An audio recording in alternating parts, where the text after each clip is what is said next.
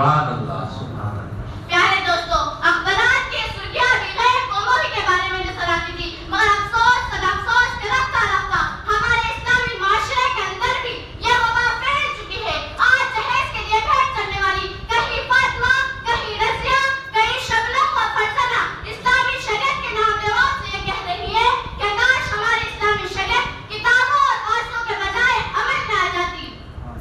پیارے دوستو اور اسلام کے نوجوانوں، عورت کا پیش زراعت کی جانب سدا کردہ وہ حسین تحفہ ہے جس نے انسانی زندگی کو روشنائی بخشی۔ اسی عورت کے دم سے نظاروں میں خوبصورتی پیدا ہوئی، اسی معصوم دلیل نے حضرت آدم علیہ السلام کی زندگی سے خوف و دہشت کو دور کیا، مگر ان تمام باتوں کے باوجود ظلم و ستم کی تاریخ شاہد ہے کہ اس دور فانی میں جتنے مظالم برپا ہوئے ہیں، ان میں سے زیادہ صرف نازل بھی پر کیے گئے ہیں۔ اس طرح ہم سماج نے عورت کو جس نظر سے دیکھا ہے وہ قابل مذمت ہے۔ تاریخ عالم اس دردناک واقعات سے بھری پڑی ہے۔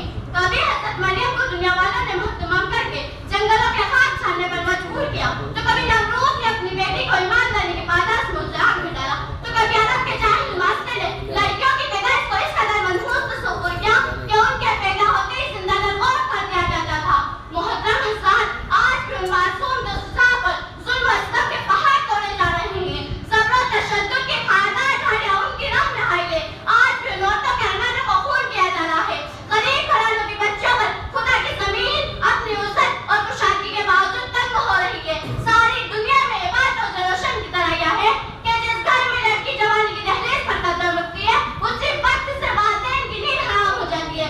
زندگی کا ہر ہنگامہ صاف بن کر ڈسنے لگتا ہے۔ ایک طرف لڑکی کی اٹھتی ہوئی جوانی ہوتی ہے تو دوسری طرف جنسی بیڑیوں کی نگاہیں ہوتی ہیں، تو تیسری طرف پڑوسیوں کی چربی گویا ہوتی ہے۔ والدین جب گلاب کے پھول کو سجانے کے لیے کسی لڑکے کی تلاش کرتے ہیں تو جہیز کے مطالعات ان کے ارادے کو وہی مسمار کر دیتا ہے۔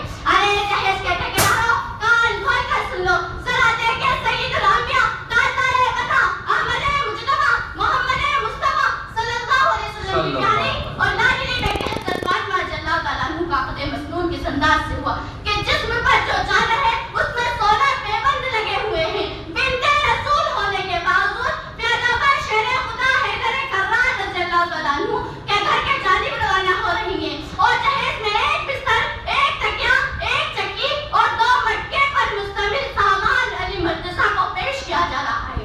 آج ہم یہ کہتے ہیں کہ ہمارا بیٹا ڈاکٹر ہے، ہمارا بیٹا انجینئر ہے، ہمارا بیٹا پائلٹ ہے، ہمارا بیٹا ایروجیٹ ہے، ہمارا بیٹا ٹیلی فون آپریٹر ہے، ہمارا بیٹا سعودی عرب میں رہتا ہے، اس سے جہیز میں جہاز چاہیے۔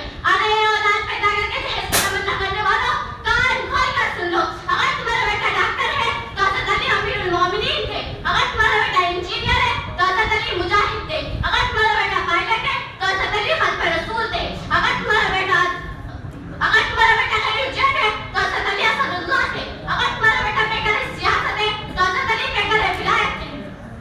حضرات، آئیے ہم سب مل کر اس بات کا حد کریں کہ جہیز اس رسم کو مٹا کر دم لیں گے۔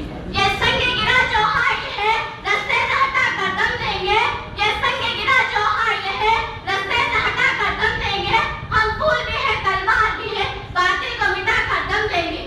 ماشاء اللہ ماشاء اللہ۔ یہ